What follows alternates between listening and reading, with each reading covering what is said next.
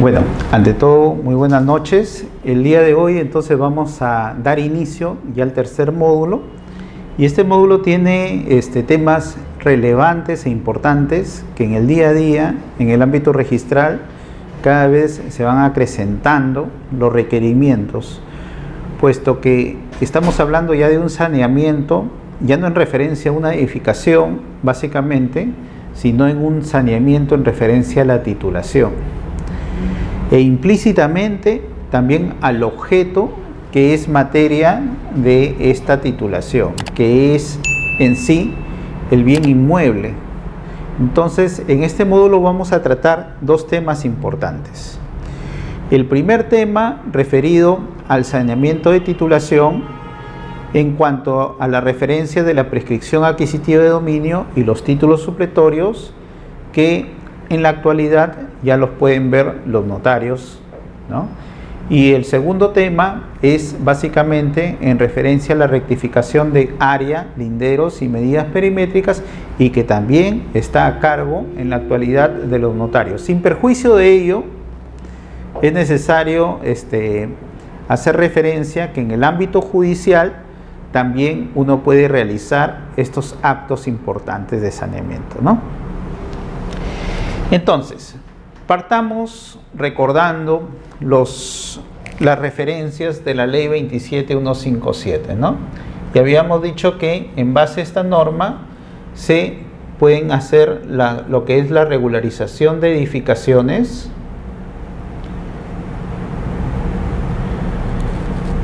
¿no? Lo que es la constitución de los regímenes del reglamento interno, y en referencia a lo que es el saneamiento de titulación.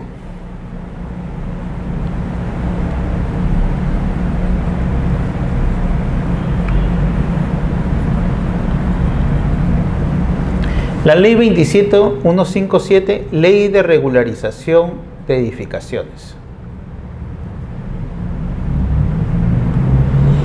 Entonces, esta ley surge en un inicio para que sea factible en aquellos predios que ya habían sido edificados sin licencia de construcción, sin conformidad de obras o en todo caso sin declaratoria de fábrica, pero que permitan en todo caso regularizar esa situación extrarregistral, ese hecho jurídico, ¿no?, por la cual mi derecho de propiedad por accesión se incrementa en cuanto a lo que he edificado sobre el terreno. Y bajo ese ámbito es que esta ley incide en un inicio para poder regularizar edificaciones. Y así pues la ley 27157 decía que dentro de este proceso de regularización de edificaciones, cuando determinabas en su caso que el titular registral, ¿no?, era un tercero, o sea, no era la persona que estaba realizando el proceso de regularización de edificaciones, entonces se podría efectuar lo que es este procedimiento de saneamiento y titulación, ¿no?, como acto previo o en todo caso conjuntamente o simultáneamente con este acto de regularización de edificaciones. Ahora, bajo ese ámbito es que surge esta norma, y después poco a poco se va proyectando en un nivel superior. Entonces, la ley 27157. ¿Cómo está, señorita? Buenas noches. Buenas noches, señorita.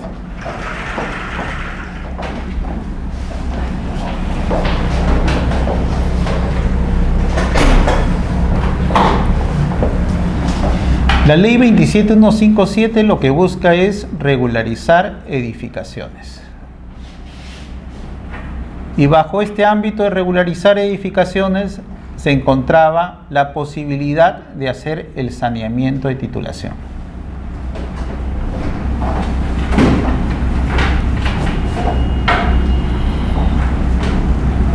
Entonces se le da a los notarios la facultad de realizar lo que es la prescripción adquisitiva de dominio o los títulos supletorios. Dos figuras que buscan regularizar lo que es la titularidad.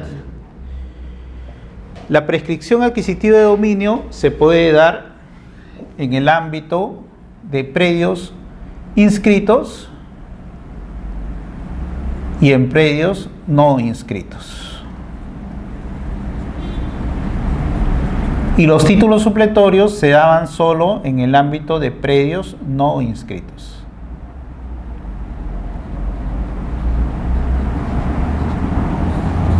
Así surge esta ley, ¿no? Regularizando edificaciones, la regularización del reglamento interno y también el saneamiento de titulación. 3 ámbitos.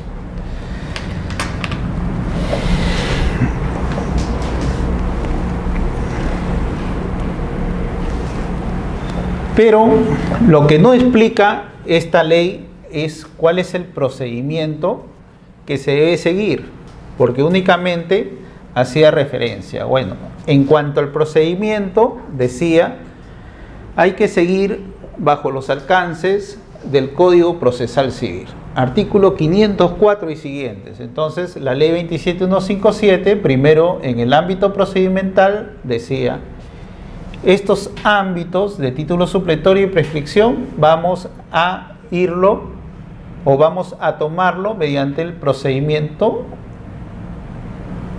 judicial, ¿no? Igual que el procedimiento judicial, procedimiento por el artículo 504 y siguientes del Código Procesal Civil. Una vez que se da el reglamento de la ley 27157, que originalmente fue el Decreto Supremo 008-2000 MTC, que con sus modificatorias que tuvo, ¿no?, actualmente lo encontramos recogido en un texto único ordenado. ¿Cuál es el texto único ordenado? En la actualidad es el Decreto Supremo 035-2006, ¿no?, _ius. Entonces, bajo ese ámbito, ahora nos vamos a mover en cuanto al procedimiento.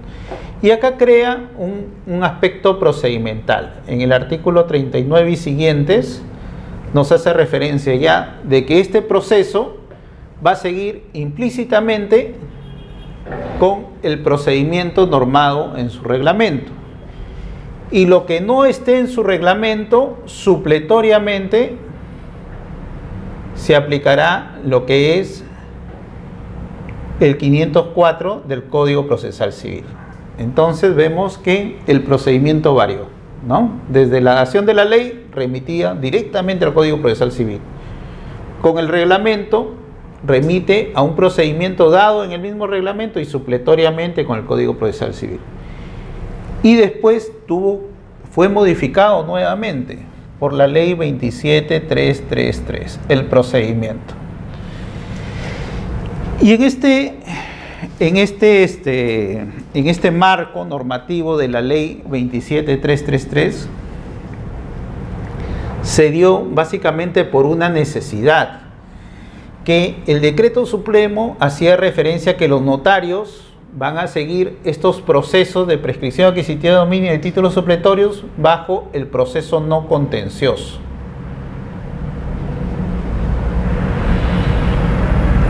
Entonces decían, bajo el proceso no contencioso, los notarios dijeron, nosotros tenemos una ley de procedimientos no contenciosos, que es la ley 26662, ley de procesos no contenciosos, que normaba 6 procedimientos en aquel entonces, ¿no?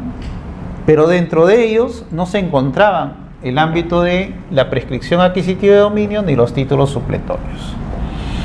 Entonces, esta ley se crea como una ampliación o amplía estos procesos no contenciosos y hace referencia también de una prelación, ¿no? Primero hay que seguir por esta ley 27333. Después hay que seguir por los alcances de la Ley General de Procesos No Contenciosos, 26662. Lo que no está acá se va a normar por la Ley del Notariado, Decreto Legislativo 1049. Y lo que no encontramos en ninguno de estos, recién entra lo que es el Código Procesal Civil, ¿no? Entonces tenemos una prelación en referencia a estos procesos de prescripción adquisitiva de dominio y de títulos supletorios, ¿ya? Vamos a ver las modificaciones que ha habido. Por ejemplo, originalmente la ley 27157 decía para regularizar edificaciones. Sin embargo, la ley 27333 acoge incluso poder realizar la prescripción adquisitiva de dominio de los títulos supletorios en predios o en terrenos que no cuenten con edificaciones. Entonces, por ejemplo, innovó y con ello cambió el rumbo original por lo que habían sido tratados estos procesos. También con la dación de la ley 27333, al ampliar la ley de procesos no contenciosos, entonces se incorpora dentro de los registros protocolares no contenciosos lo que es la prescripción adquisitiva de dominio y los títulos supletorios. También vamos a ver una diferencia en cuanto a los procedimientos, porque esta ley 27333 no deroga en sí el reglamento. Entonces muchas veces lo que hacemos es complementamos uno con otro. Y traemos bastantes innovaciones en este proceso a cargo de los notarios públicos.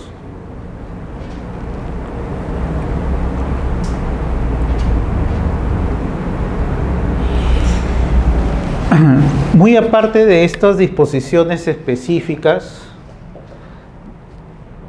ya hecho el alcance de la explicación, en el ámbito registral tenemos directivas internas que permiten ver o interpretar a los registradores cómo seguir, en todo caso, cómo interpretar estas normas de procesos no contenciosos y con ello pues buscar la predictibilidad en referencia al ámbito de los títulos que se presentan en registros.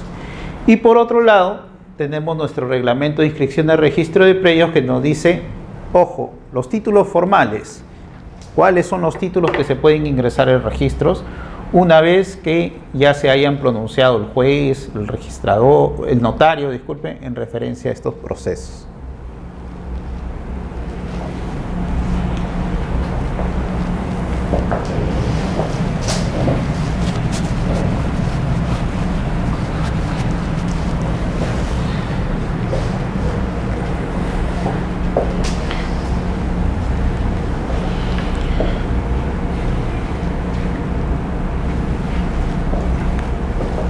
¿Lo borro o todavía? ¿Todavía? Yo todavía. Entonces vamos a hacer un recordar de lo que es la prescripción adquisitiva de dominio conforme lo normado en el Código Procesal Civil, ¿no? Sabemos que los bienes uno los puede adquirir o se pueden clasificar la forma de adquisición de los bienes en adquisiciones originarias y adquisiciones derivadas. Dentro de las adquisiciones originarias se hace referencia a que no hay una persona que transfiere el derecho a otra, ¿no? Sino uno mismo por un hecho jurídico adquiere ese derecho. Por ejemplo, la caza, la pesca, ¿no? Cuando uno encuentra, en todo caso, algo valioso y en todo caso nadie lo reclama. Cuando yo edifico por la accesión, incremento mi derecho en referencia a esta edificación. Entonces, y también es factible de adquirir bienes muebles e inmuebles mediante la posesión, ¿no? Y en eso justo consiste la prescripción adquisitiva de dominio, ¿no? Una figura traída del derecho romano, donde primero estaba separado, ¿no?, la prescripción adquisitiva de los usucapión, pero nosotros ya, con el devenir del tiempo, tenemos el mismo concepto en referencia a una u otra, ¿no? Prescripción adquisitiva de dominio, que era la prescriptio loi tempore en lo que es el derecho romano, y la usucapión, que básicamente es adquirir un derecho en base a la posesión, usucapión por eso, ¿no?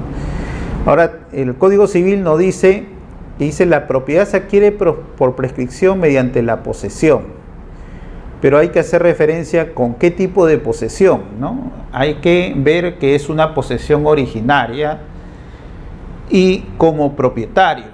En ese sentido, yo no podría adquirir un bien por posesión cuando no ejerzo de hecho dicho derecho como propietario del bien, sino esperando órdenes de alguien. O sea, la prescripción, la posesión como un servidor de la posesión, que podría ser un guardián, un vigilante, alguien que se encuentre obedeciendo órdenes, no podría ser adquirido por propiedad por este posesionario, ¿no?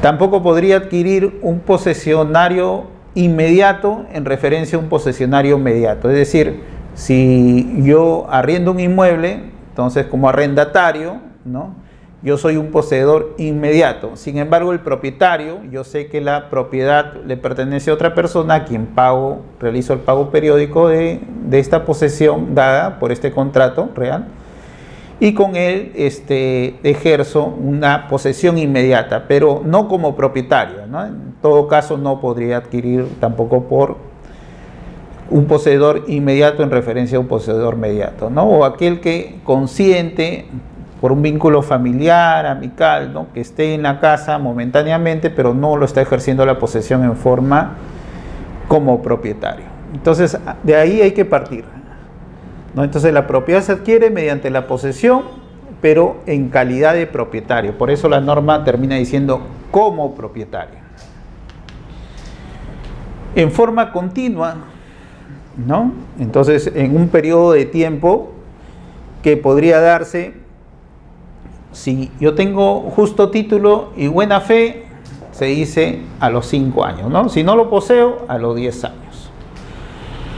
Pacífica y pública en sí, ¿no? Entonces, continua, no en el sentido mismo del hecho que esté en la posesión todo el tiempo, ¿no?, sino que tenga, se dice, la subjetividad sin injerencia de nadie, de yo en cualquier momento ejercer ese derecho de posesión. Y también se consideran, y hay presunciones, que el que poseyó antes y está poseyendo actualmente posee en ese periodo de tiempo, ¿no?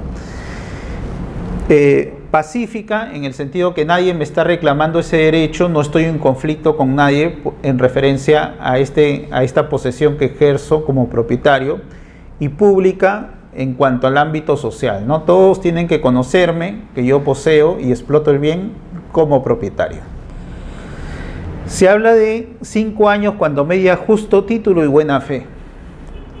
Y de ahí viene la gran pregunta, ¿no? ¿Y qué cosa es justo título? Se dice que justo título o justa causa es aquel título que en verdad confiere válidamente el derecho de transmitir este derecho de propietario, pero sin embargo que no se puede ingresar a lo que es la publicidad de registros, porque supongamos que el que me transfirió, si bien guardó las formalidades debidas, si bien era un título válido, sin embargo él no era el propietario en el ámbito registral. Por consiguiente, no podría yo ejercer este derecho, ¿no?, de una persona que me haya transmitido no siendo el propietario. No se podría inscribir. Este justo título significa que sea un título válido, un título verdadero, que no tenga causas estructurales, ¿no?, en referencia a nulidades, anulabilidades, que no sea un título viciado. Y buena fe, como todo el derecho, ¿no?, que en la buena fe surge en referencia a los que las partes contratan, y en todo caso no es que yo esté viciando, en todo caso, este acto de transferencia que me ha permitido a mí ejercer esta posesión con un justo título, ¿no? En ese sentido es que se diferencia la posesión ordinaria, que es la posesión de 5 años, esta es la ordinaria, y la posesión extraordinaria, que es aquello que se ejerce dentro de los 10 años, ¿no?, a los 10 años. Y también hay que recordar que el Código Civil nos hace referencia a quien adquiere por prescripción puede entablar juicio para que se declare propietario. Y acá tenemos una referencia, puede. ¿Por qué? Porque la adquisición de un derecho de propiedad, ¿no? Como todo derecho, uno puede ejercerlo o puede renunciar a ese derecho. Y por lo tanto, si yo adquirí mi derecho de propiedad por esta posesión, puedo ejercer el mismo como también puedo renunciar al mismo. O sea, estoy en posesión, obtuve la calidad de propietario, ya soy propietario, pero abandono el bien y me retiro. Entonces, simplemente no pasó nada, ¿no? Pero si obtuve por el transcurso del tiempo y con estas condiciones el derecho de propietario, entonces puedo ejercer ese derecho y voy a pedir el reconocimiento, en todo caso judicial o notarial, como vemos en este caso, para que ese derecho quede consolidado en referencia a los terceros, que conozcan que yo soy el propietario y que lo he adquirido en esta forma originaria, ese derecho de propiedad por la posesión. Y de ahí también que en caso de entablar el juicio, se dice para que se le declare propietario, ¿no? Entonces, ¿la resolución judicial es constitutiva o es declarativa? ¿Qué dicen ustedes?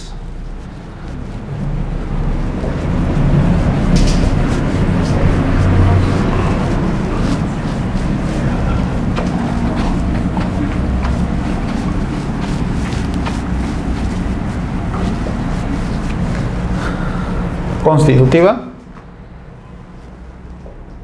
o declarativa?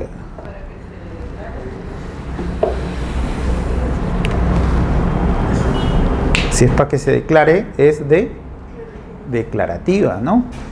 Porque es un derecho ya consolidado por el tiempo, por el uso como propietario y bajo las condiciones, ¿no? Públicas, pacífica, continua, o en todo caso con justo título y buena fe. Entonces es declarativa.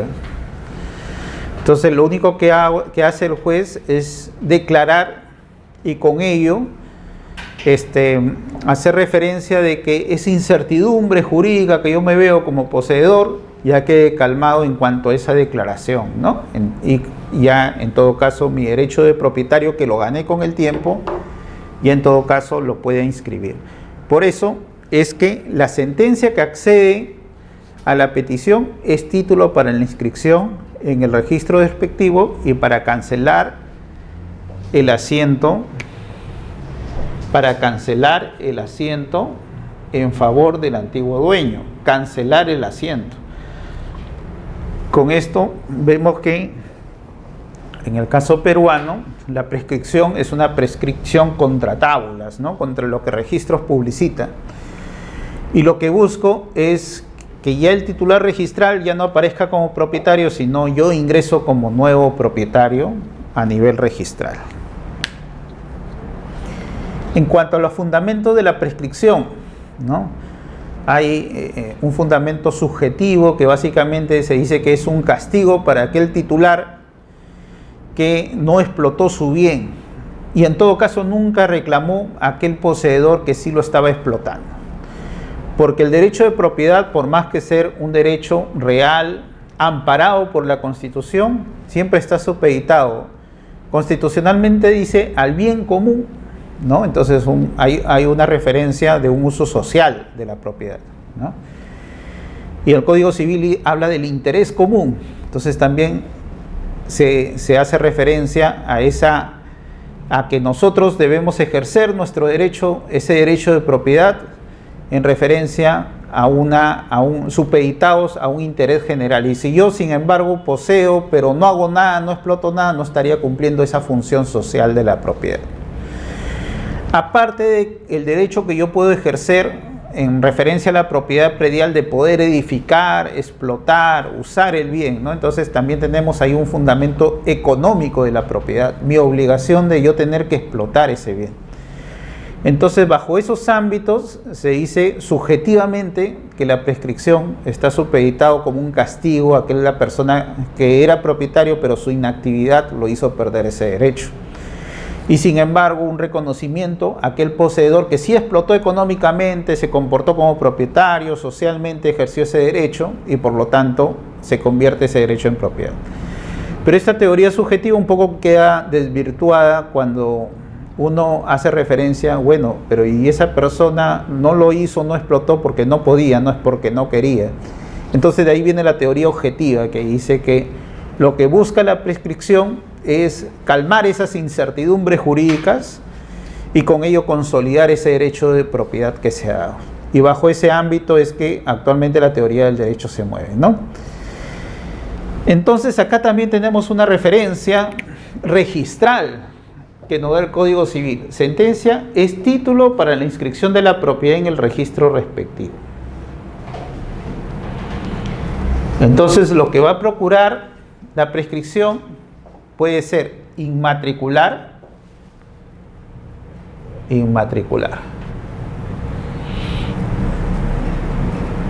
Es decir, que con la prescripción adquisitiva de dominio se puede aperturar una partida registral. Partida registral. ¿Se acuerdan cuando habíamos hablado de inmatriculación que decíamos? ¿No? Que es el primer acceso de un predio a registros públicos, por eso inmatriculación, ¿no? O también cancelar en favor del antiguo dueño, en este caso contra tábulas.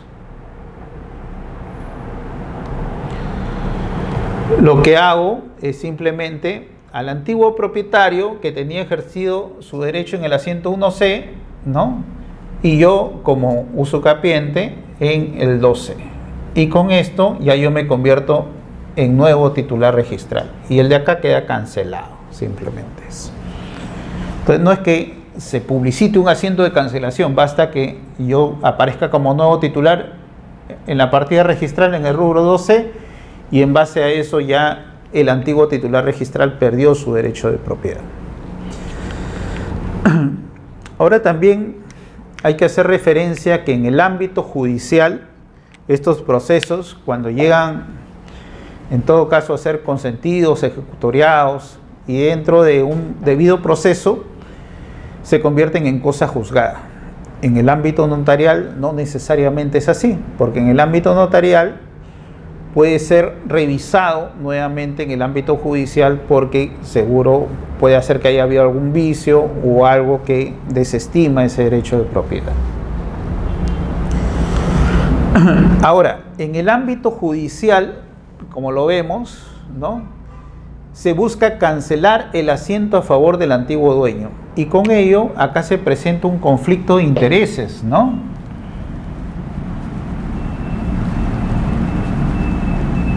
En cuanto a aquella persona que se le va a cancelar su derecho y aquel adquirente que va a ganar ese derecho para ser publicitado. Entonces hay un conflicto de intereses.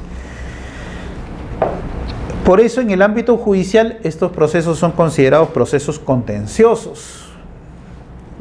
¿Se acuerdan qué proceso? Abreviado, ¿no? Y bajo ese ámbito es que se sigue este proceso en el ámbito judicial. En el ámbito notarial, sin embargo, hemos dicho, conforme explicamos en las normas que acogían este proceso en el ámbito notarial, decíamos que era no contencioso. Y básicamente radicaba la referencia de no ser no contencioso porque dentro del proceso notarial, si no había oposición, el notario podría concluir en otorgar el título al prescribiente. Pero si hay una oposición, ya vamos a ver las normas, en ese caso, en la actualidad, bajo el ámbito de la ley 27333, el notario da por finalizado el proceso, devuelve al interesado su solicitud y él puede irse a la vía judicial o a la vía arbitral, en todo caso, en referencia si queda en un convenio con aquel que se opone. Porque ahí ya se convirtió en un conflicto de intereses de aquel que se opuso a este proceso en el ámbito notarial.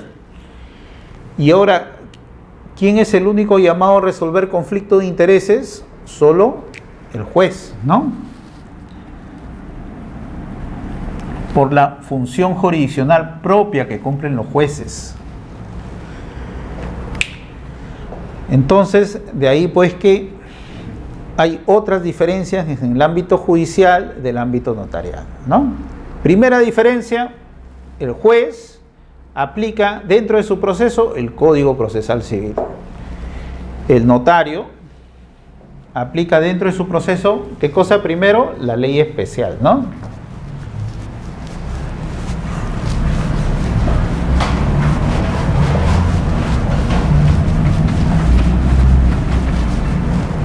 A ver. Judicial, notarial.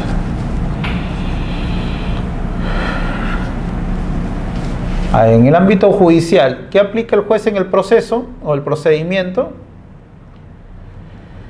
El Código Procesal Civil, ¿no? El notario, ¿qué aplica en el procedimiento? Primero la ley especial, la 27333, la 27157, ¿no? El decreto supremo 035, 2006 vivienda. Después de las normas especiales, de ahí viene su ley general de procesos no contenciosos 26662.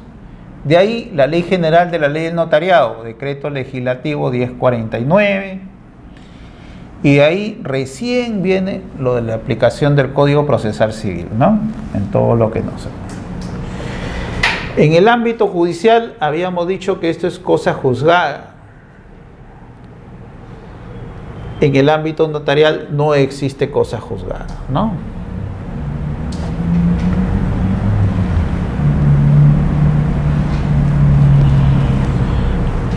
Acá hay la posibilidad de nombrar un procurador oficioso. En el caso de ausencia o desconocimiento del titular, acá no hay, ¿no? No existe eso. En el ámbito judicial habíamos dicho que es contencioso. En el ámbito notarial solo se da por los procesos no contenciosos. Acá no interesa que exista o no oposición, ¿no? Es considerado contencioso en cuanto hay un conflicto de intereses, ¿no? Donde se le priva o cancela la propiedad en referencia a una persona, al antiguo dueño. Acá no contencioso, porque si surge una oposición, entonces en este caso va a pasar al ámbito judicial y acá se da por finalizado, ¿no? Fin del proceso. Ya tenemos algunas diferencias que se podrían dar dentro de este proceso, aparte de que acá hay doble instancia. En el ámbito notarial es un proceso lineal, ¿no? Entonces, lo que el notario dice, yo esto no voy a prescribir, no se puede apelar a una instancia superior. Simplemente no se sigue, no se apela. Lo que podrán quejar al juez, al notario, lo podrán denunciar, todo, pero en todo caso, si él no quiere seguir, no procede. En el ámbito judicial tenemos la doble instancia, ¿no? Y la posibilidad de recursos casatorios. Acá produce cosa juzgada, y como le digo, acá no hay cosa juzgada porque todo el pronunciamiento notarial incluso se puede pedir la nulidad en el ámbito judicial. Sí. Entonces tenemos algunas diferencias que se dan en referencia a este proceso, ¿no?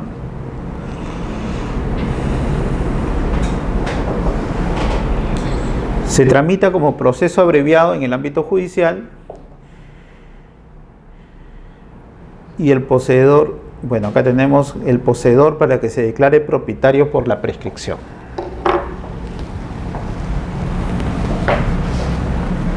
¿Ya? ¿Sí?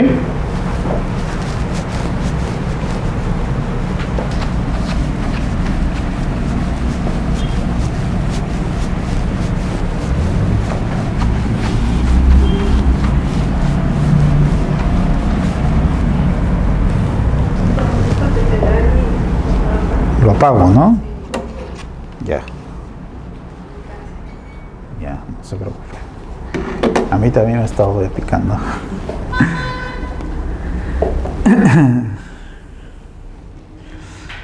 Ahora, ya propiamente en referencia al procedimiento en el ámbito notarial. Dice, procede a tramitar notarialmente la prescripción adquisitiva de dominio cuando el interesado acredita posesión continua, pacífica y pública del inmueble por más de 10 años, esté o no esté registrado. Entonces, ¿qué tipo de prescripción acá se da? ¿La ordinaria o la extraordinaria? ¿Ordinaria o extraordinaria? A ver, ¿cuándo es ordinaria y cuándo es extraordinaria? ¿Se acuerdan? Claro, entonces la diferencia. ¿Y qué diferencia hay entre la ordinaria y la extraordinaria? En la ordinaria existe justo título y buena fe. En la extraordinaria no existe justo título ni buena fe. ¿Ya? Entonces, esa es la diferencia que se...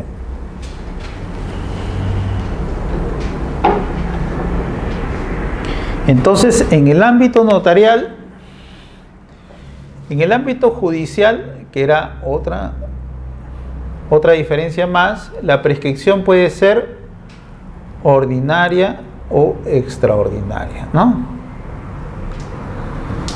Ordinaria cuando hay justo título y buena fe, ¿no?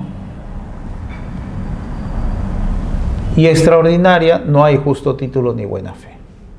Pero ambos siempre es la posesión constante, pacífica y pública. El Código Civil también, en referencia a la posesión, habla de una posesión de hecho, ¿no? Entonces, hay que tener también que la posesión no es algo subjetivo, o en todo caso que la persona piense que posee, sino es el ejercicio mismo de la posesión de hecho. Pero en calidad, ya saben, de propietario, ¿no?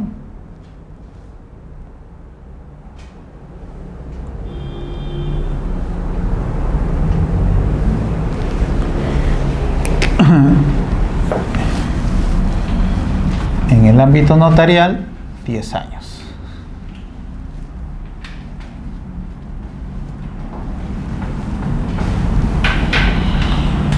Ahora, acá te dice, acredita la posesión, el notario solicitará la anotación preventiva si el predio está registrado, ¿no?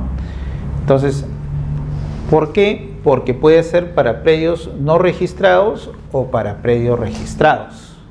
En el caso del predio no esté registrado, ¿se acuerdan qué producía? La inmatriculación, ¿no?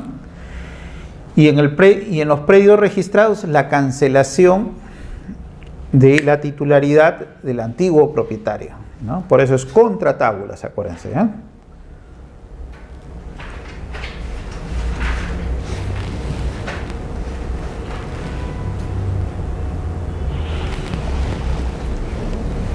Y acá quizá tenemos un acto procedimental, que es anotación preventiva.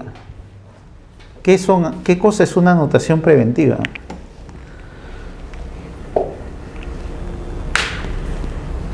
Una anotación preventiva es una inscripción provisional. ¿Ya? La característica de una anotación preventiva es que es provisional. Sus efectos son reservar el derecho,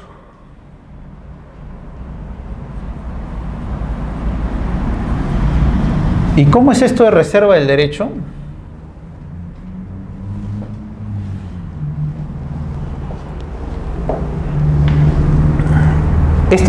La reserva del derecho tiene que ver con un principio registral denominado principio de prioridad preferente, así se habla. ¿Qué quiere decir? Que yo, por ejemplo, el día de hoy, ¿no? 5 de diciembre, realizo mi anotación provisional o mi anotación preventiva.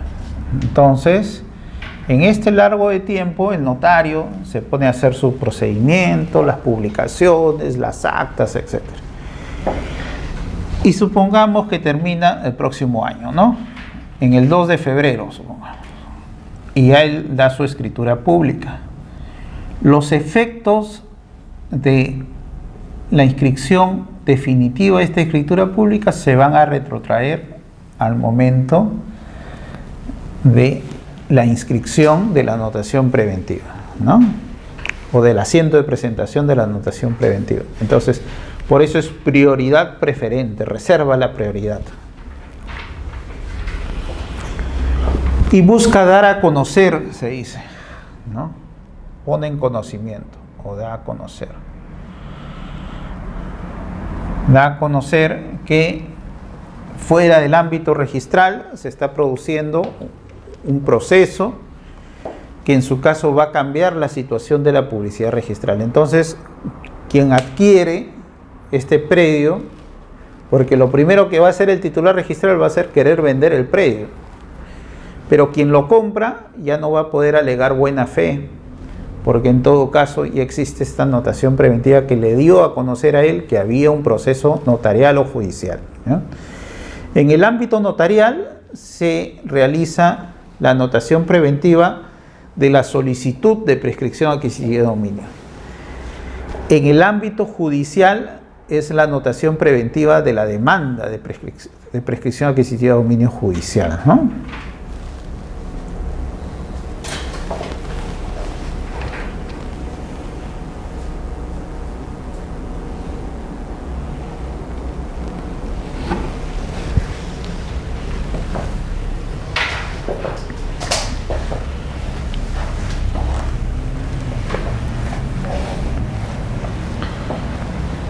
Ya lo borro esto, ¿no?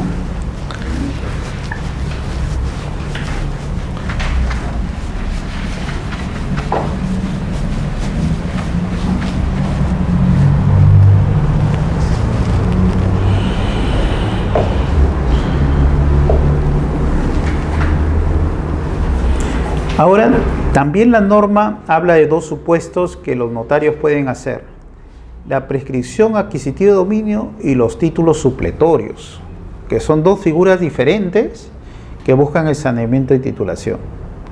Entonces, por la prescripción adquisitiva de dominio habíamos dicho que el poseedor se convierte en propietario, ¿no? Y por el título supletorio, ¿pasa lo mismo? No, en el título supletorio es el mismo propietario que está buscando ingresar su derecho de propiedad a registros.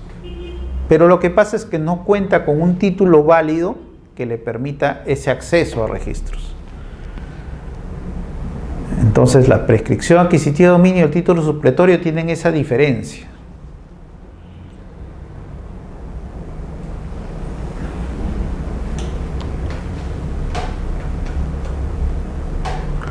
Ahora, la prescripción adquisitiva de dominio hemos dicho que se da para predios registrados y predios no registrados.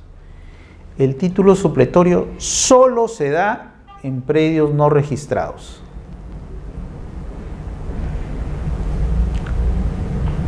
(2018) del Código Civil, ¿no?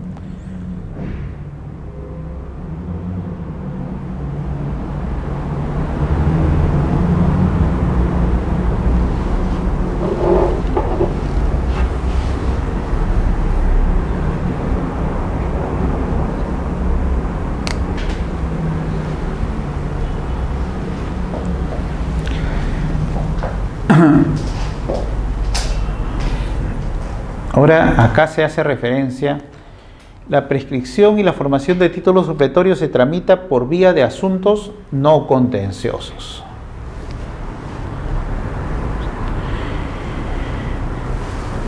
Primero, en la competencia notarial, conforme al procedimiento previsto en el reglamento, supletoriamente por las normas del Código Procesal Civil, ¿no? Entonces ya saben, primero normas especiales y después supletoriamente por el Código Procesal Civil.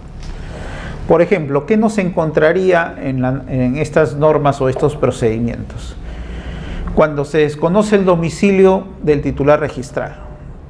Entonces, para ahí, supletoriamente, hay que aplicar el Código Procesal Civil en la notificación vía edictos, ¿no? Cuando uno desconoce los domicilios de los titulares. Entonces, esa sería una referencia procedimental que tendríamos que auxiliarnos para continuar con este proceso contencioso.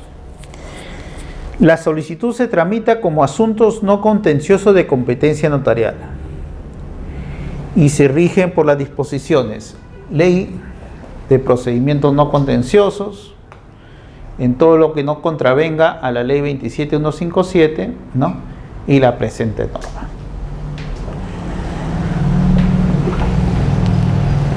Por ejemplo, en esta ley de asuntos no contenciosos dicen que los notarios no podrían escriturar cuando él advierta que hay una infracción a normas de orden público.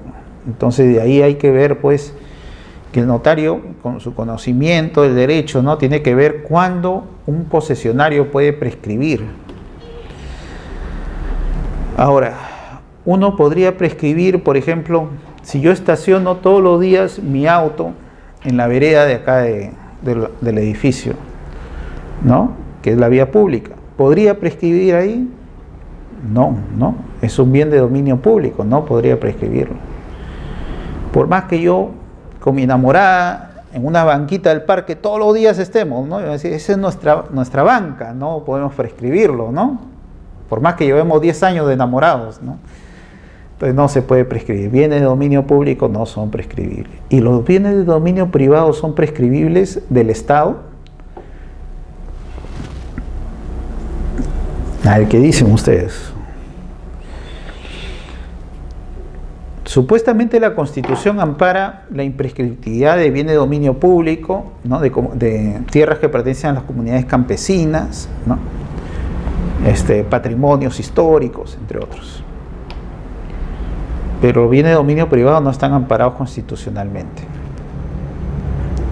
En la praxis se llegó, o se ha hecho una, ¿cómo se llama?, un corte con la dación de la ley 29618. Esta norma se da el 2010, en octubre, y cuyos efectos es que los bienes de dominio privado del Estado tampoco prescriban. ¿Y por qué? Por las invasiones, pues constantes invasiones que había, ¿no?, en la gente que no tenía posibilidad de tener una propiedad, en todo caso invadían, ¿no? ¿Y qué es más fácil de invadir? Viene del Estado, ¿no? Y con eso varios bienes del Estado han pasado a particulares. Y se han creado estas comisiones de formalización, entre otros procesos, para insertar una actividad económica a aquellas personas que ya de hecho ya eran propietarios con el pasar del tiempo y habían ganado su derecho por la prescripción. Por parte del Estado se empezó a sanear, ¿no?, esos bienes. El Estado también sanea sus bienes por la ICBN, por su parte, ¿no? Entonces, pero de particulares hacia ellos por estas normas de formalización. En el ámbito notarial, por ejemplo, un notario no puede incidir en actividades que no son propios de su competencia, y si ya el Estado está tramitando un proyecto, un programa de formalización, el notario ya no puede incidir ahí. Entonces, por eso la ley 27333 te dice que aquellos procesos que estén a cargo del COFOPRI, en el proceso de saneamiento, los notarios no pueden incidir sobre ellos. Ahora, esta ley 29618 en verdad creó en el ámbito registral también mucha incidencia en primera instancia de tachar los títulos apenas se veían que eran del Estado. Entonces todos se tachaban en el 2010, ¿no? Pero el tribunal después de pronunciamientos que incluso confirmaban las tachas, ¿no?, después cambió de criterio y dijo, bueno, pero ¿y si la prescripción ya había culminado, o sea, ya se había dado antes de la dación de esta ley? Entonces ya era propietario, ¿no? Entonces, porque salió la ley después, no significa que él ya haya ganado su derecho de propiedad. De ahí pues que dijo, esto ya está en el ámbito dentro de la calificación por parte de los notarios, y en todo caso, si el notario determinó que al 2010 ya había ganado su derecho de propiedad, poco tenía que hacer el registrador diciendo no procede en estos casos, ¿no? Y más que todo vamos a ver que hay normas de calificación que limitan la calificación por parte de los registradores en referencia a estos tipos de procesos.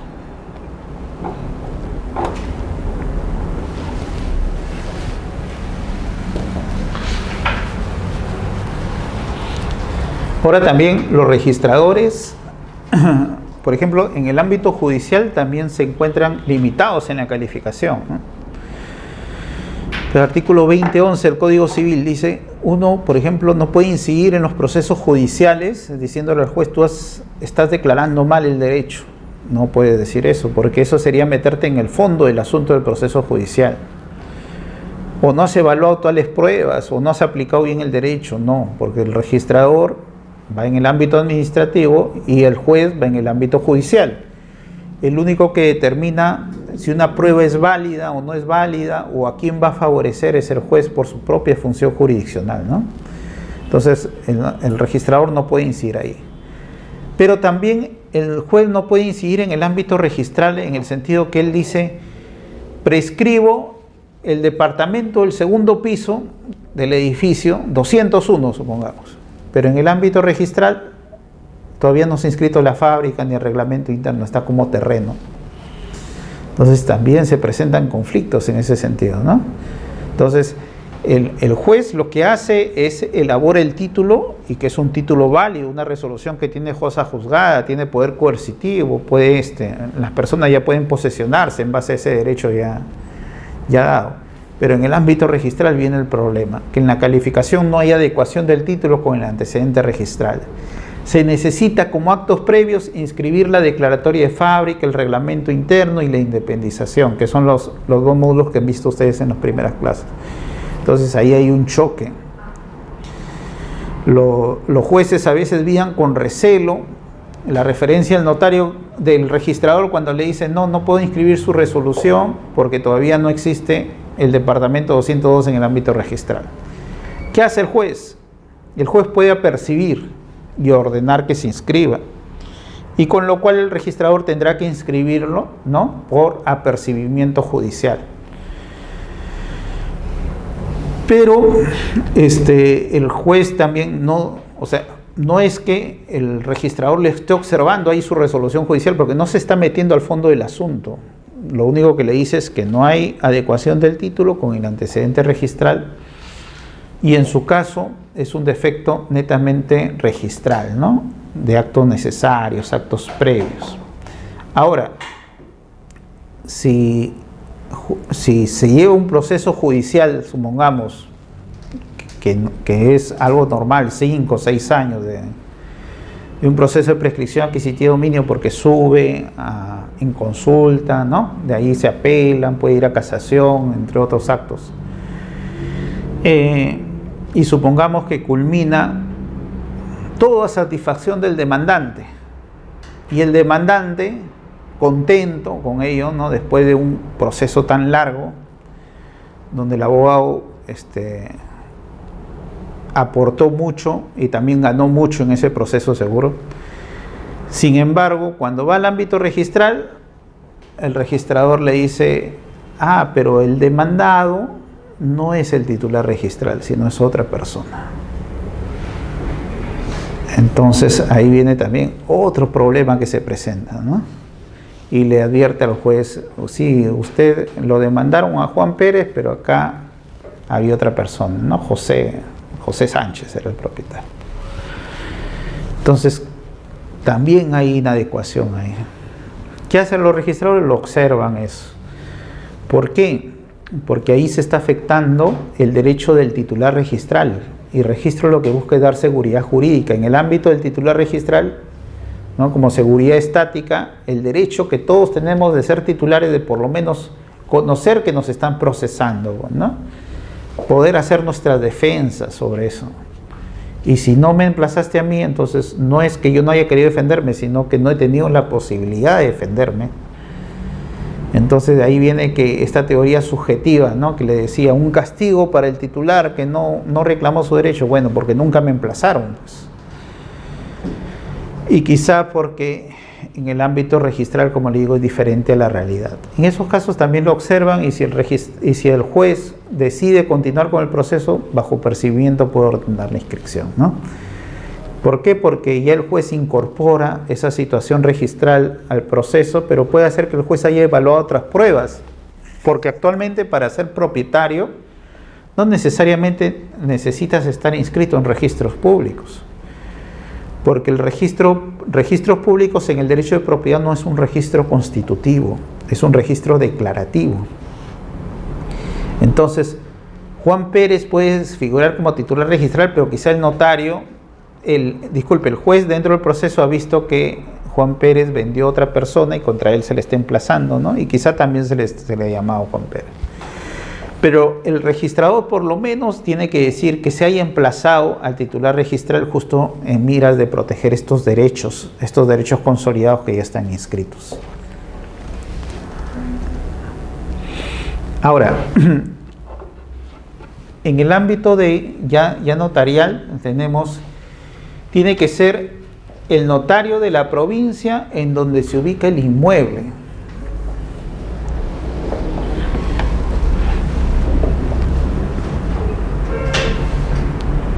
Igual que, ¿se acuerdan cuando vimos declaratoria de fábricas? Dijimos que también tiene que ser el notario dentro de la provincia, dentro del distrito notarial donde se ubica el inmueble, igualito acá, ¿no? Y acá no es porque el notario va a desempeñar las mismas funciones que en la declaratoria de fábrica, sino que acá el notario tiene que ir al inmueble, constituirse, levantar un acta de presencia para ver esa posesión pacífica que uno hace referencia. Bueno, el notario tiene que ser abogado, porque en provincia todavía hay notarios que no son abogados, y bajo la ley de los procesos no contenciosos necesariamente se necesita que el notario sea abogado. Y como le digo, no procede en los procedimientos de regularización a cargo de COFOPRI, en los procesos de formalización a su cargo, ¿no? Porque ahí están en un proceso de saneamiento que puede durar tiempo también, porque COFOPRI sanea en cuanto a sectores. En la actualidad estos procesos de saneamiento ya COFOPRI no los ejerce directamente, ¿no? Sino esto ya han pasado a los gobiernos regionales, en el ámbito rural, a los gobiernos, a las municipalidades, gobiernos locales en el ámbito de predios urbanos. COFOPRI aún mantiene el proceso de saneamiento, sí, cuando son unidades de vivienda, ¿no? Complejos de vivienda donde el Estado todavía incide en los procesos de formalización, pero no en otros, ¿no? Ahora, en cuanto al tipo de predios, entonces habíamos hablado que en un origen la ley 27157 decía que estos procesos se daban para lo que era regularización de edificaciones, porque surge en ese ámbito. Pero después vimos que variamos, ¿no? Que ya por la ley 27333 se refería que incluso podrían prescribirse terrenos. Pero como estamos en referencia de todas maneras bajo el alcance de la normativa de esta ley se dieron para estos tipos de predios. Predios urbanos, terrenos que cuenten con proyecto aprobado de habilitación urbana y construcción simultánea, y predios ubicados en zonas urbanas consolidadas. Y en referencia a terrenos que no cuenten con edificación, ya lo tenemos en esta ley 27333, inciso K del artículo 5 de la ley 27333.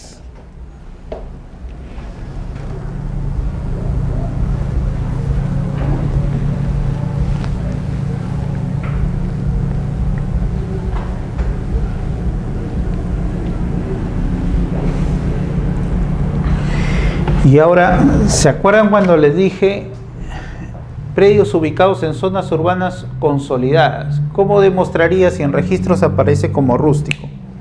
Con un certificado municipal, ¿no? Que me diga que ese predio se encuentra en zona urbana. Por ejemplo, un certificado de parámetros urbanísticos, un certificado de zonificación y vías, ¿no?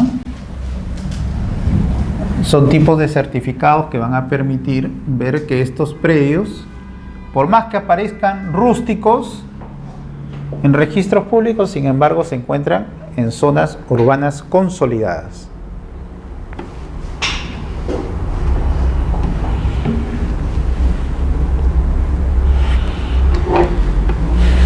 A ver, el inicio del procedimiento.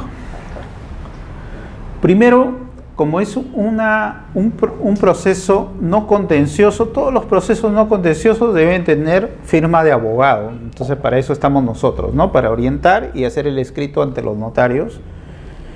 Y nosotros tenemos que tener mucho cuidado al momento de redactar estos documentos. Primero, debemos indicar la fecha y la forma de adquisición.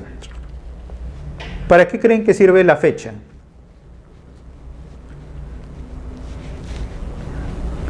Para ver que se han cumplido, ¿cuántos años por lo menos? ¿5 o 10? Estamos hablando del ámbito notarial. ¿Cuánto? 10 años, ¿no? La forma de adquisición. ¿Por qué creen la forma de adquisición? ¿Cualquier posesionario puede prescribir? ¿Un arrendatario podría prescribir el predio? ¿Un guardián podría prescribir el predio? No, ¿no? Entonces la forma sirve para determinar que lo están ejerciendo como propietarios originarios o directos. Como propietarios, ¿no? Y no como servidores de la posesión, o en todo caso como dependientes, o como poseedores inmediatos en referencia a un poseedor mediato. Segundo requisito, nombre y dirección del titular registral. Porque al titular registral es al que se le va a prescribir. Y si el titular registral sería COFOPRI, ¿procedería?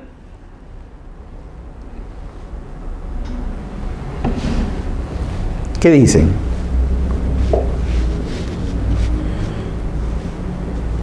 Si el titular registral sería COFOPRI, habíamos dicho que no procede en procedimiento de regularización a cargo de COFOPRI, ¿ya? En ese caso no procedería. COFOPRI tiene, por ejemplo, dentro de su proceso de saneamiento, ¿no? Guardaba 3 etapas diferenciales. Uno, preparando, que es la etapa 0, ¿no?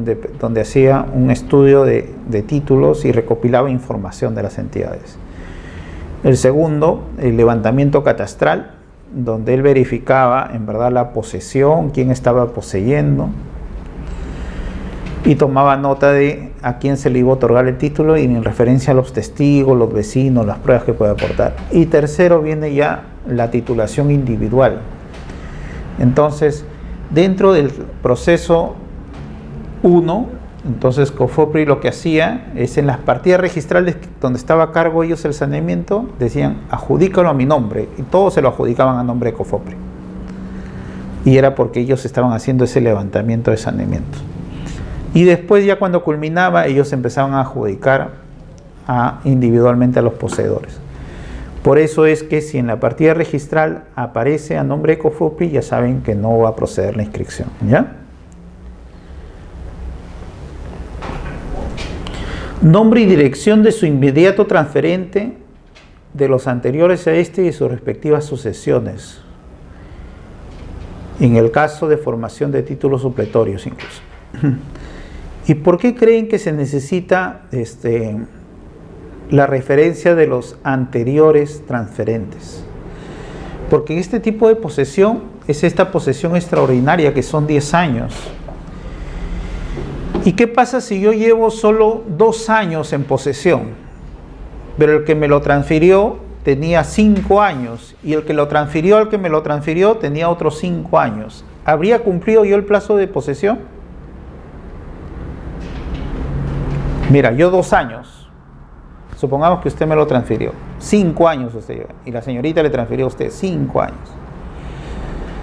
¿Yo habría cumplido el plazo de posesión? No, sí habría cumplido. ¿Por qué? Porque se da la figura de la suma de plazos posesorios. y la suma de plazos posesorios permite acumular los plazos de las posesiones de los anteriores transferentes a mi posesión.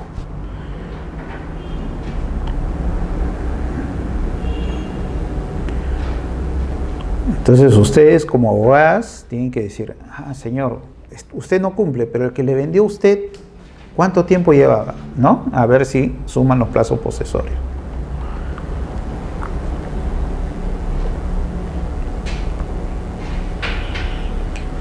Nombre y dirección de los propietarios u ocupantes de los predios colindantes.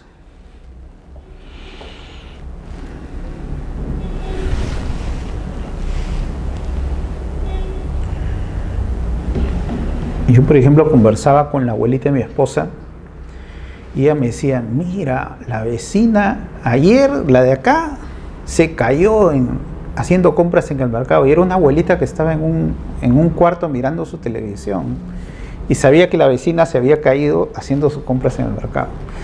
¿Qué más testigo que los mismos colindantes para ver que uno ejerza esa posesión, ¿no? Entonces, increíble, ¿no? Los vecinos conocen, pues. Entonces aquella persona que dice, no, yo llevo 10 años, y vas al vecino y le dices, ¿en verdad esa persona lleva 10 años?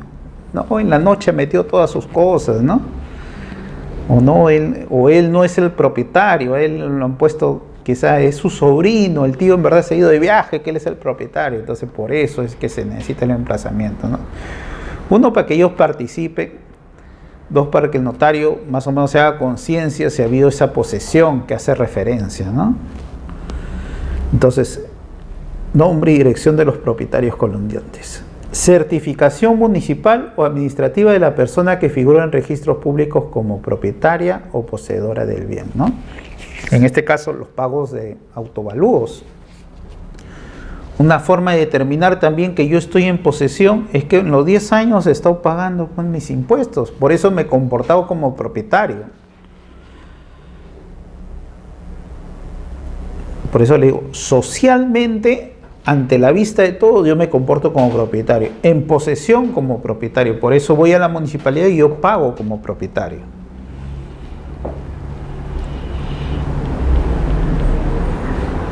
Ahora también hay que tener cuidado en estos predios que se encuentran en zonas urbanas consolidadas. Entonces, el pago es el PU, ¿no? Predio urbano, y no PR, que es predio rústico, ¿no?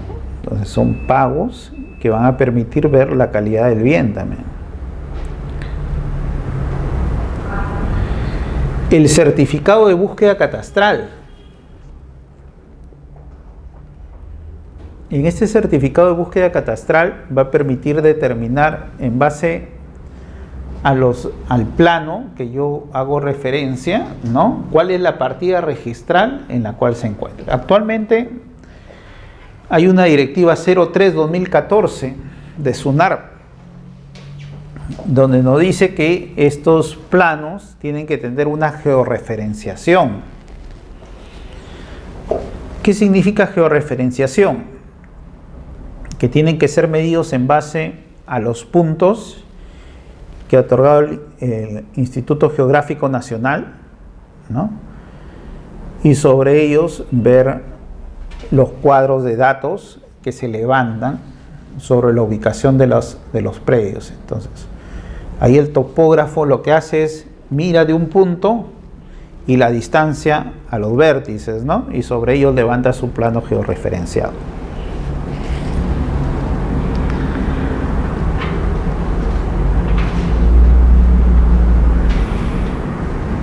Este certificado de búsqueda catastral o estos planos van a servir también para que el notario vea pues cuál es la partida registral y en base a eso ver en los emplazamientos, ¿no? Que se cumpla a quien se está emplazando, que sea un bien de dominio privado factible de prescribir, que no sea un bien público, entre otros supuestos que se pueden dar, ¿no? Si hay duplicidad de partidas en el ámbito registral también, en todo caso, si bien no va a impedir que se inscriba la prescripción, pero el emplazamiento a todos los titulares de esas partidas, que puede hacer que registralmente figuren con duplicidad, pero en la realidad física no sea así, ¿no? Ahora, cuando yo estoy prescribiendo todo un lote que ya está debidamente independizado en registros y gracias a esta búsqueda he determinado que todo está en ese lote, entonces ahí es más fácil, porque en el ámbito registral ni siquiera voy a presentar planos, simplemente hago referencia a la partida registral para que ingrese esa anotación preventiva, ¿se acuerdan? En la primera parte, ¿no? Ahora, se dice que tiene que estar suscrito por 3 testigos, igual que los procesos judiciales, de 3 a 6 testigos mayores de 25 años de edad, ¿no? O sea, más o menos para que a esa edad, desde pequeños, se hayan dado cuenta que ese es el vecino que siempre ha vivido ahí, ¿no? Y para eso que den fe de los mismos. Planos perimétricos con coordenadas UTM, ¿no? Esto ya para un poco complementar esa búsqueda que hice anteriormente. Estos planos perimétricos son obligatorios porque en el ámbito registral se va a presentar lo que se llama la independización. Entonces yo tengo la partida de 1000 metros cuadrados, supongamos, ¿no? Pero yo estoy prescribiendo solo 100 metros cuadrados. Entonces, en el ámbito registral, todo esto figura en una partida electrónica que se llama partida matriz, donde figuran los 1000 metros cuadrados, ¿no? Entonces, en estas partidas tenemos algo así, ¿se acuerdan del primer módulo? Habíamos hablado A, antecedente registral, B, descripción del inmueble, C, titularidad de dominio, D, cargas y gravamen, C, cancelaciones y F, otro. Entonces, lo que va a pasar en el ámbito de estas anotaciones preventivas es que cuando se llegue a prescribir los 100 metros cuadrados, acá se hará una anotación de independización de esos 100 metros cuadrados. Y sobre los 100 metros cuadrados saldrá de acá y se formará una partida adicional, que es la partida independizada. Entonces, estos planos perimétricos de ubicación, memoria descriptivos van a servir justo para eso, para que en el catastro determinen que se ubica dentro de esta partida y que va a ser posible independizarlo y qué área va a quedar acá, ¿no? Los 900 metros. Y dice, y las demás pruebas que los interesados consideren necesarias. Entonces, acá hay la facultad de que los notarios puedan valorar otras pruebas que le hagamos pasar nosotros, ¿no? Por ejemplo, las partidas de nacimiento, las partidas de matrimonio, los recibos de teléfono, los emplazamientos, si has tenido algún problema judicial, algún problema administrativo, todo eso te sirven de pruebas de posesión. Y van a reforzar pues tu referencia que tú llevas ahí los 10 años, conforme dicen los testigos, conforme van a aseverar los vecinos, ¿no? Y conforme tú lo vas a referir.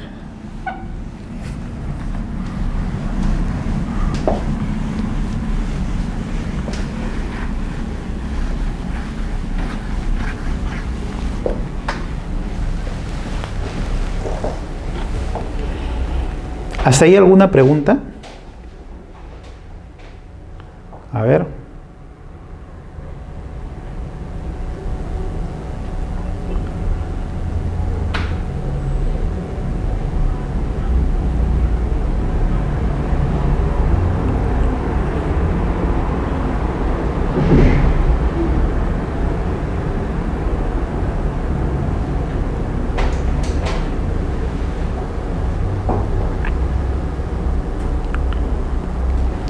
¿Alguna consulta, algo o no? Continuamos. ¿Continuamos? ¿Sí? Ya. Emplazamiento, dice. Esto es importante dentro del procedimiento ya del registrador público, ¿no? Es necesario que se vea que se haya emplazado la personas o persona de quien el solicitante afirma deriva el derecho invocado. Porque en caso de suma de plazos posesorios, ellos podrán decir si es verdad, si es falso, ¿no? O en todo caso si se está inventando ahí una referencia de que yo le he transferido. Tenemos también que hay que emplazar necesariamente al titular registral del terreno y de la edificación en caso esté edificado, ¿no?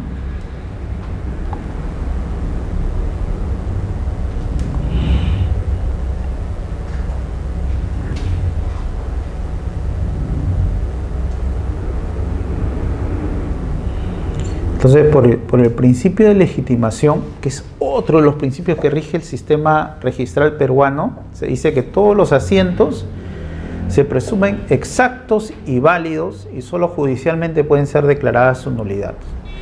Entonces, si yo digo que Juan Pérez es titular registral en el registro, entonces Juan Pérez va a estar protegido por el registro. Ustedes, por ejemplo, en el ámbito registral, lo que pueden hacer para proteger los bienes propios de ustedes, los de sus familiares, ¿no? Ahorita existe el sistema de alerta registral, lo conocen, ¿no? Vinculan la partida registral con su número de celular o con su correo electrónico. Entonces, cualquier título que ingrese sobre su partida, ¡pum!, le envían su mensaje a ustedes. Y ustedes pueden ver, en todo caso, si se encuentra o no o si están afectando o no sus derechos. ¿Cómo también yo me protejo? Porque puede hacer que yo tenga siempre esa incertidumbre, y si alguien ingresa un título por ahí, ¿no? Un título falso, donde diga que yo he vendido mi propiedad, pero yo no lo quiero vender, porque yo tengo otros proyectos. Entonces, ¿qué hago? Pido la inmovilización temporal de partida. Voy a notario, hago mi escritura pública, y ¡pum!, anoto la inmovilización temporal, ¿no? Eso, en caso ingrese un título donde diga que yo he vendido y yo no he participado ahí, entonces el registrador va a ir al notario en consulta, va a ver si es verdad, ¿no? Y en su caso lo puede tachar por falsedad documentaria. Y en su caso que yo sí venda, pero al haberse efectuado, me van a consultar a mí para yo solicitar el levantamiento y se inscribe esa nueva transferencia que yo he hecho, pero ya voy a tener el conocimiento. Y si ingresa una prescripción adquisitiva de dominio, entonces ya sabemos que no se podría, porque esta inmovilización es un cierre temporal que hace incompatible estos actos. Salvo que sea judicial, en ese caso sí no hay problema, porque los jueces sí pueden solicitar mediante resolución que se inscriba. Doctor, en el caso de las garantías hipotecarias. Igual, o sea, la inmovilización también va a impedir que se inscriban las hipotecas. Lo que no va a impedir es que si te embargan, o sea, porque eso ya no es voluntario tuyo, sino porque te recae pues una sanción para que pagues. Ahí no es necesario, porque ya simplemente la inmovilización temporal, los efectos que tiene es que no permiten que haya actos de disposición por parte del titular que se inscriba. Uno mismo bloquea su partida para que no se inscriba. Pero en el caso que te caiga un embargo, así no, o sea, no es necesario decirte, ¿vas a dejar que te inscriba tu embargo? No, te inscriben el embargo nomás. Otra inscripción que permite que se inscriban incluso embargos, por ejemplo, es la constitución del patrimonio familiar, ¿no? Es otro tipo de acto. No puedes inscribir transferencias, no puedes inscribir gravámenes en referencia tuyo, ¿no? Ni embargos. En todo caso, solo los frutos que pueda producir ese bien son embargados, y no en toda su cantidad, un poco, porque lo que permite el patrimonio familiar es proteger a la familia, ¿no? Entonces tú lo pones a favor de, si tienes hijos, tus hijos menores, ¿no? A favor de tu esposo, a favor de tus padres si son ancianos y quieres que vivan ahí, ¿no? Entonces procuras proteger ese bien por esos fines. Entonces, ya saben, hay algunas referencias que les pueden ayudar a ustedes en estos procesos. Ahora, si yo me entero por ahí que hay una anotación preventiva donde me está prescribiendo, mi arrendatario está prescribiendo mi departamento, ¿no? Entonces, ¿qué hago? Voy al notario y presento un escrito de oposición. Y con eso, ya a nivel notarial quedó zanjado. El notario ya no puede continuar. Y bueno, le insistiré al notario, porque el notario tiene la obligación de, con la oposición, él da por finalizado, devuelve todo y tiene que comunicar a registros públicos, tiene que comunicar al colegio de notarios, ¿no? Que ya ha habido una oposición. En ese caso, ya pues tú estás más tranquilo, pero en todo caso ya quedaría el ámbito judicial, pero ahí tú defiendes tu derecho, pues, ¿ya? Hay que tener cuidado ahora con eso, ¿no? Con los arrendamientos. Ahora, también, como le digo, siempre se notifica a los propietarios o ocupantes de los predios colindantes y a todas personas indicadas por el interesado en su solicitud, ¿no? En el caso de predios del Estado, hay que comunicar a la Superintendencia Nacional de Bienes Estatales o la SBN, ¿no?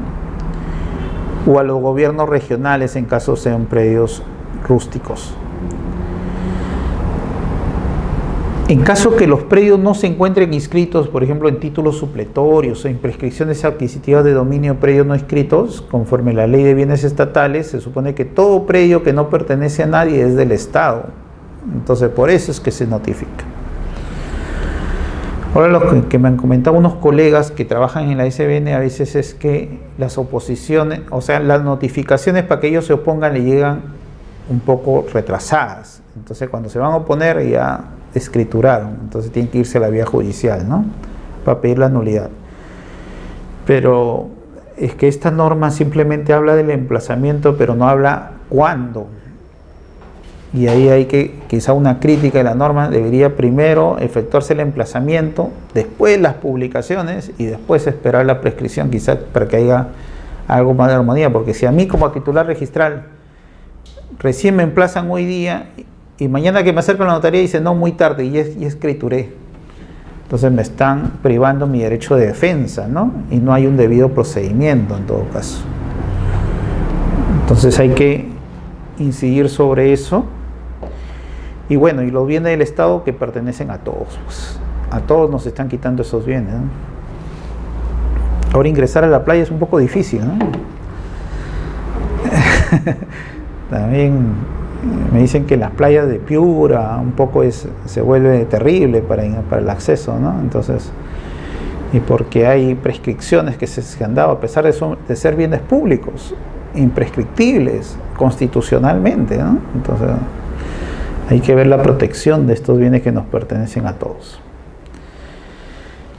Entonces, ¿qué hace? Aparte de estos emplazamientos que el notario tiene que hacer, ojo que en cuanto a bienes del Estado y demás notificaciones, el emplazamiento consiste en la notificación y adjuntar todos los anexos del expediente, porque no es unas 3 líneas que digan, oye, por si acaso te están prescribiendo tu propiedad, nada más, no tienes que decir quién lo estás prescribiendo, ante quién, ¿no? Tienen que juntarte todos los recaudos.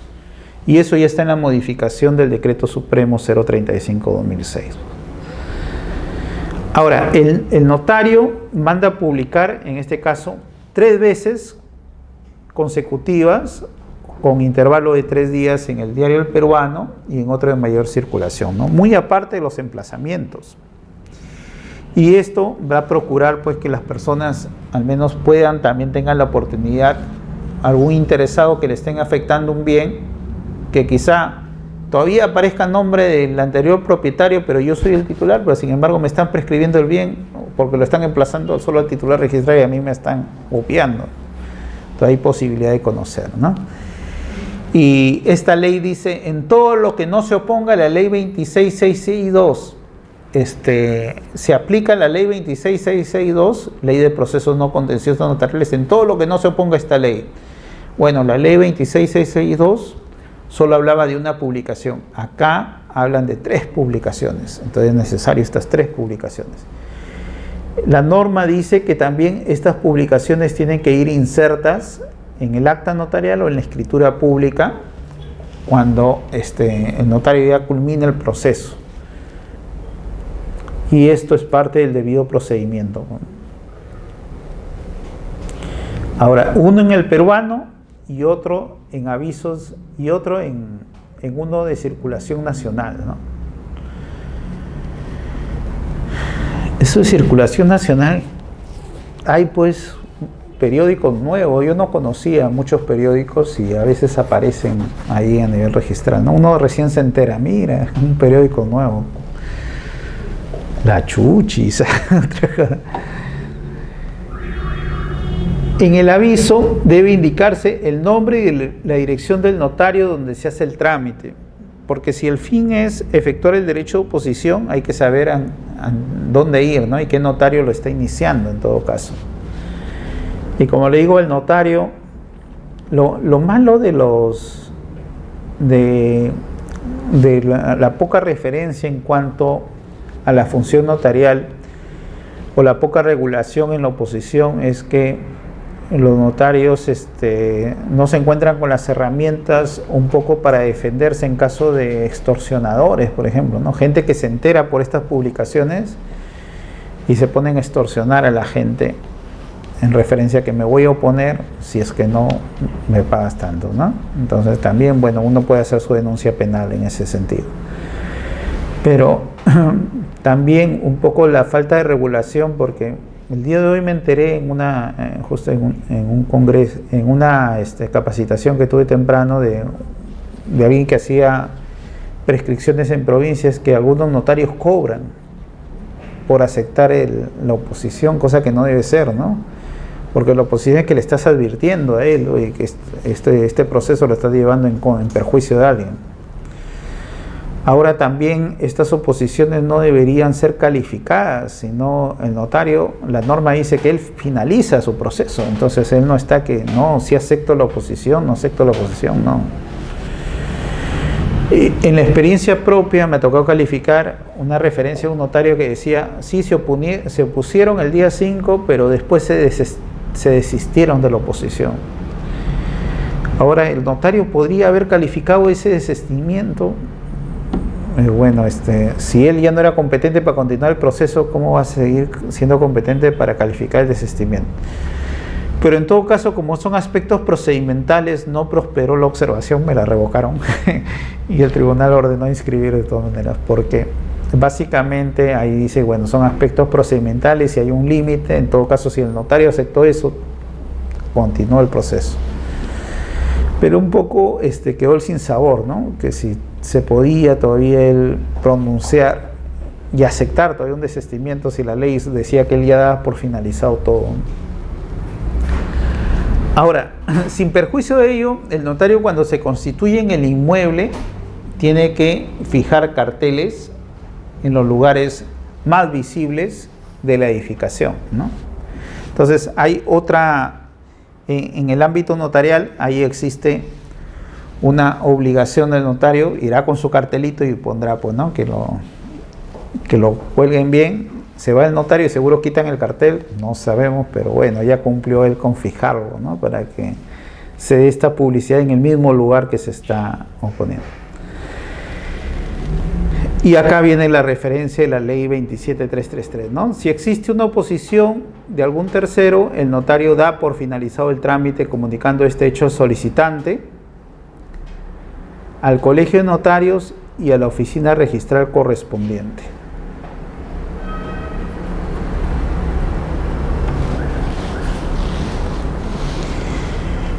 Ya saben, en el caso de las oposiciones, tienen que ser por escrito. Ustedes hagan referencia a los notarios y obliguen el seguimiento para que eso se comunique a nivel registral. En el ámbito registral sí se presenta una dificultad, porque si hay una anotación preventiva, el que me adviertan que ha habido una oposición no necesariamente me están diciendo que levante la anotación preventiva. En ese sentido, se objeta a los notarios para que aclaren sus rogatorias y también solicitan el levantamiento de esa anotación preventiva. Ahora, también se presenta otros casos, que uno advierte que han levantado una anotación preventiva ante un notario y están siguiendo la prescripción ante otro notario. Entonces, uno le observa porque dice que, oye, la norma dice que si se opone, se da por finalizado, se devuelve todo para que el solicitante vaya en todo caso al Poder Judicial. En todo caso eso ya tendría que ventilarse en el ámbito judicial, ¿no? Pero en su caso lo que hacen referencia al tribunal es que, bueno, es otro trámite aparte, otro proceso aparte, y en todo caso el que ha culminado es uno, el que es otro. Bueno, también queda el sinsabor en referencia a eso, ¿no? Porque si no, cada vez que se oponga, entonces voy a presentar a otro notario, después otro notario, después otro notario, y no es una referencia de nunca acabar. Y no es así, ¿no? Porque es evidente que hay un conflicto de intereses ahí.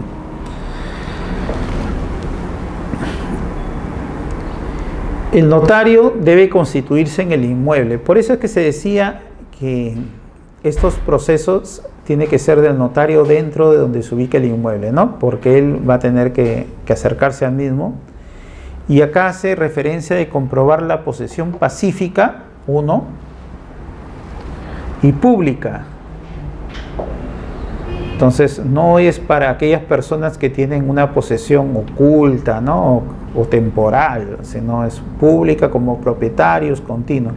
Ahora, la continuidad sí no lo puede probar el notario, evidentemente yendo un día al inmueble, ¿no? Pero la continuidad la va a probar en referencia a los documentos que son parte del proceso en su caso. En el acta, él va a hacer referencia a las características del inmueble, la declaración de los colindantes y de quienes se encuentren, ¿no? Comúnmente también ahí se apersonan los testigos para brindar su testimonio, o a veces los testigos también se pueden apersonar directamente al oficio del notario. La referencia es que la norma dice que pasados ciertos días hábiles, entonces ya se da por finalizado este proceso. Y acá hubo un cambio en cuanto al término dado por el Decreto Supremo 035 y la Ley 27333, ¿no? El Decreto Supremo 035 decía 30 días hábiles desde la fecha de la última publicación, sin que hubiera interpuesto oposición. Y la Ley 27333 habla de 25 días hábiles desde la fecha de la última publicación. Entonces, un poco priorizando las normas en cuanto tenemos un reglamento por decreto supremo y una ley, lo que se está contemplando es la norma legal, ¿no? Por la ley 27333, 25 días. Ahora, también este decreto supremo nos hace referencia a un acta donde debe constar, ¿no?, haber cumplido con las notificaciones, evaluado las pruebas y los actuados y declarado la prescripción. Entonces, en este caso nos habla que el notario tiene que hacer referencia de que él sí evaluó las notificaciones, ha evaluado las pruebas, ¿no? Una especie de juez empieza a evaluar eso para declarar. No es que lo declara porque ya pasó el tiempo nomás, ¿no? Y un poco para la labor del notario también no ir con atentando con normas de orden público en su caso, que no sería una escrituración válida. Entonces, a esto se le llama sustanciación del procedimiento, ¿ya? Entonces, cuando diga tiene sustanciación su procedimiento, es porque el notario hace referencia a los mismos. Tanto en la prescripción adquisitiva de dominio o la formación de títulos supletorios, ¿no?, que son los dos procesos que se dan. La ley, sin embargo, solo habla que no mediante oposición el notario completa el formulario o eleve escritura pública, pero esto hay que complementarlo, que de todas maneras tiene que darse con ese pronunciamiento debido. Dice, en ambos casos declarando adquirida la propiedad del bien por prescripción. Entonces, acá el notario también hace labor del juez diciendo, yo declaro la propiedad, ¿no? O se declara a favor de los solicitantes la propiedad. Un poco que a veces también hay renuencia de ciertos notarios porque dice, yo no soy juez, yo no puedo declarar. En todo caso, la norma me dice que solo escriture. Pero no, la norma en ese caso habla así, tiene que declarar. Dice, en caso de haber optado el solicitante por elevar escritura pública, se insertan los avisos, el acta de presencia y demás instrumentos que consideren necesarios. Entonces, en esta escritura, en el título formal que va a llegar a registros, el registrador va a exigir que se den en las mismas, que estén insertos los avisos, el acta de presencia, ¿no? En todo caso, las solicitudes del solicitante sobre esto, sobre esta prescripción. Y acá habla de dos documentos formales que se puede hacer. En su caso, el parte notarial o el formulario registral llenado. Ya habíamos visto en su caso el formulario, ¿no? Este es el formulario conforme a la ley 27157. Y ahí seguro va a constar las referencias de la prescripción dada. En su caso, el reglamento de inscripción de registro de predios, cuando habla de documentos formales, hace referencia a sentencias, escrituras o formularios. Y en la próxima clase veremos, pues, en todo caso, cómo es el estudio de títulos en referencia a estos actos de prescripción y de formación de títulos supletorios. ¿Alguna pregunta hasta ahí? ¿No? ¿Todo bien? Ya, entonces culminamos por hoy día. Gracias.